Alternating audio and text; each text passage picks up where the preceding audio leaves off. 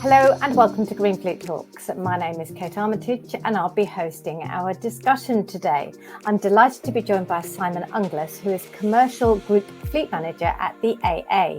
Good afternoon, Simon. Good afternoon, Kate.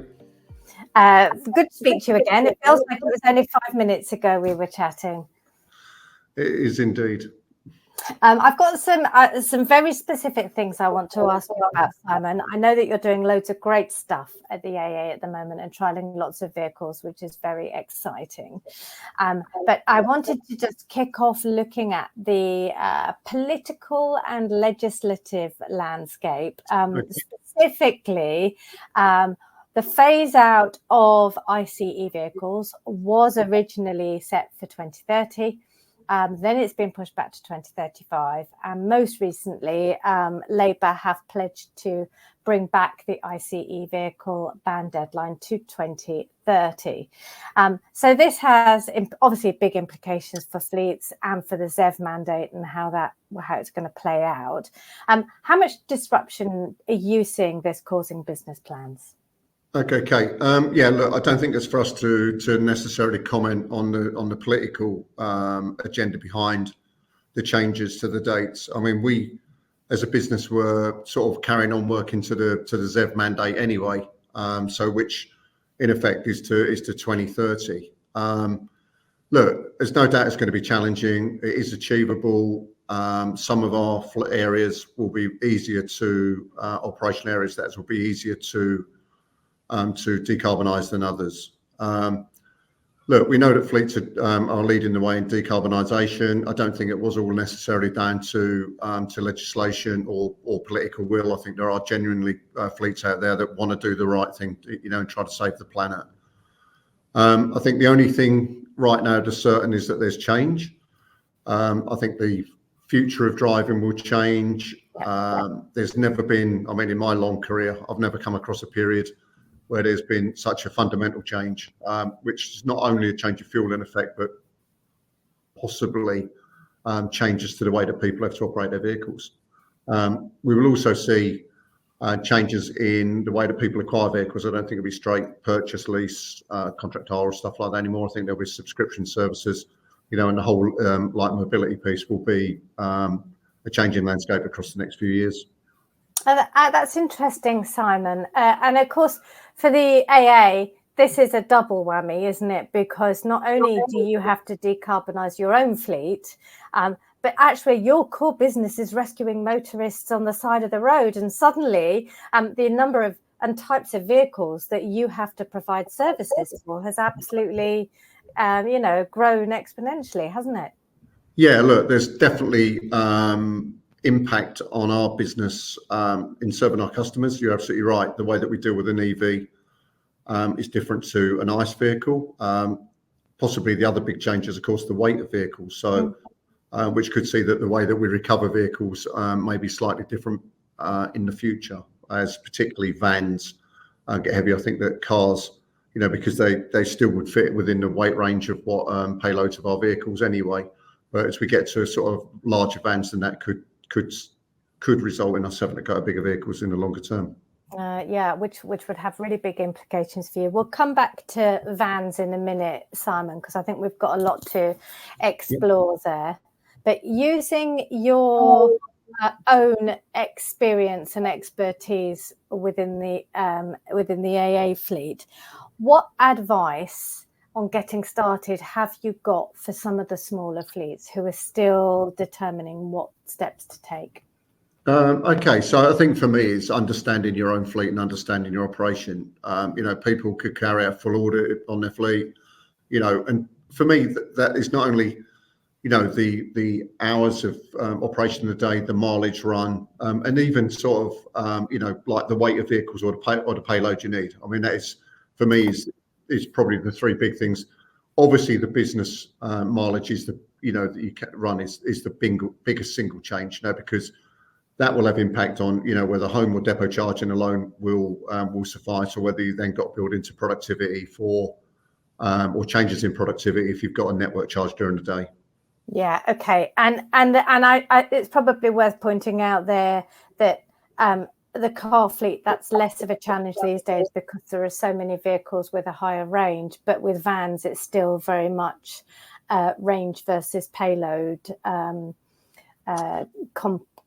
complex matrix, isn't it? Yeah, absolutely right, Kate. I mean, it's if you the car space is relatively easy to swap, and what, as we sort of said earlier, fleets will lead that, particularly company cars. Benefit in kind is so low, so it's it's very attractive financially to a company car driver. Vans are infinitely more difficult because there is the operational mileage and also the payload we just discussed, and of course then it's a whole bigger leap still for getting into HGVs. If you really want to jump over to an electric HGV. Yeah, and that will happen. It is happening, although we're at the very beginning of that HGV journey. We think about. I think about passenger cars now as the low-hanging fruit, and we are getting to the slightly more challenging end with certainly larger vans. What solutions would you like to see coming into play to help the growth of the zero emission van fleet? Obviously, one would be, if possible, changes to battery technology. So lighter batteries with greater range would be perfect. I think that there will be more than one solution. We see that there's some manufacturers are still sort of trialing hydrogen in some bigger vans coming in the next year or so. I think that's an interesting sort of like interesting. Oh, can't stop that one. All right, I'm just going to come back to that. Yep. I'm trying to think of the right word there. Interesting. God, blimey. Proposition or technology. Yeah. Right. Let's go back to the very beginning though, and you started with lighter batteries. Yeah. Okay. So I think for me, if we to decarbonize our van fleet, then battery technology, so lighter batteries and more range would be perfect, because that way it just could cover more business miles in a day, and obviously the need to network charge reducers. We know that there's some manufacturers are exploring hydrogen. I think that's a really interesting proposition for us. But again, now the biggest problem or barrier will be the infrastructure of hydrogen. There's just not enough sites. We've seen that. We got a small hydrogen sort of SUV a couple of years back, and I think what limits us is the availability of hydrogen. You've got to be honest about that. We talked about other fuels, HVO. We put in some trucks, which is really, really brilliant, because the only investment is on the fuel. We'd like to see that potentially going into vans. We know that some of the vans, the engines will take HVO, but again, there the infrastructure is that most of the HVO pumps are set up for trucks, so they're too high pressure, and the nozzles are too big. So I think for me that would be again, but. So battery technology, hydrogen and fuel types. I mean, right across again, will there be? We've always said I think that there'll be more than one solution. Yeah. Okay. One solution won't fit all. Okay, I mean that's interesting, Simon. We've got every reason to believe that the battery technology is going in the right direction, and that we will see the batteries having a higher energy density and or becoming lighter, or ideally both, possibly with the solid state technology that's being developed. So that is interesting. Hydrogen, when you were talking about it then, and when we're thinking about my kind of first question for you, which is around the 2030 ban, is all the literature that I see and the experts that I speak to are expecting the hydrogen infrastructure and the availability of hydrogen to pick up from 2030 onwards. So it could be it's a little bit too late to fit the timescales that we're looking at here in terms of potential ban.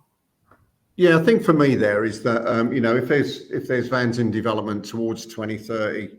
If it's a case that we run diesels up until such time, or it'll obviously be reducing the number of diesels through the ZEV mandate alone, but there will be still some that will be changing you know, in 2030, 2031 and 32, aren't there? 33 potentially under our normal exchange programs. Yeah. I think then if technology, you know, HVO, sorry, go and start. Yep. Right. Okay. So if hydrogen technology and infrastructure is developed for those times, I think that's something that should be considered by, you know, by more operators. You know, you've got to understand that there are challenges, and not only around range and payload. Then you know the ability to tow, but you know the biggest advantage of hydrogen is, and I know that it's controversial in some areas, is the fact that it only takes 10 minutes to put another 300 miles back on a vehicle. Yeah. Now, you know, people are talking that there will be charging technology that may well also get to that, you know, that sort of time. Then great, you know. I mean, but again, I'm not sure that it's only just one solution fits all. No, well, I agree, Simon. I would never try and suggest that it's one solution fits all. Definitely not. And I think this speed of being able to refuel is important if you are double or triple shifting vehicles, which you may have to do given the high upfront cost of them. So interesting. And it really does feel, Simon, that you are at the sharp end of this, kind of tackling all of these problems. Simon, how many mechanics have you got on the road? How many vehicles have you got on the road? So our total fleet is around 3,000, of which that for roadside assist accounts, there's around about 2,300 roadside patrols, and then there's 250 trucks, and the rest are made up of some other more specialised sort of services like our key assist and fuel assist and the signs fleets. Okay, so this is a big workforce, isn't it, that we're dealing with here? Absolutely. Right? Yep. Okay, so how do you handle that, Simon, in terms of making sure that all of those drivers are on board with the vision to decarbonise the technology? What would you recommend doing to make sure that drivers are confident behind the wheel and have all the information they need? Okay, that's a brilliant question. I think the first thing, I mean, is like hearts and minds. You've got to, in the first instance, find a core of drivers, or in our case, patrols or technicians who want to embrace the technology. And I think from there is that it's just, you know, that then if there are any sort of teething problems, then, you know, if people are positive about it overall, then they'll want it to work. And then, you know, and then a more positive message can get out there. Look, there's no doubt there will be people, like there are in everything in life, who disagree. And, you know, in some ways, you have to win them over, don't you? I mean, communication, everything, you know, everything's about communication, engagement. You know, we're engaging with our workforce, you know, already. You know, we've got a relatively small number as we go through this test and sort of scale and trial period. You know, next year we see that we could be several hundred more. And it's just making sure that we work with you know, with the workforce to understand what we're doing, and making sure that, you know, the charging solutions fits, the way that we pay for home fuel reimbursement works, you know, and then they don't really see any different than they would if they were driving a diesel van. You know, it's not like they've got to pay and claim. You know, we'll use a reimbursement solution, so they don't have to sort of like have to pay for their own, you know, electricity at home and stuff. So I think for me, engagement and just making sure it's not too different from what they already got. Normalizing it. Yeah. You know, probably a far better expression than what I use. No, it's great, Simon, and it does feel like we are getting to that point where, and you will have a lot of your drivers who actually have an electric vehicle in as their private car already. Yeah, we do. I mean, look, you know, we mentioned the company car fleet. I know the patrols wouldn't have company cars, but I mean, our company car fleet is, you know, 98% either full EV or plug-in hybrid.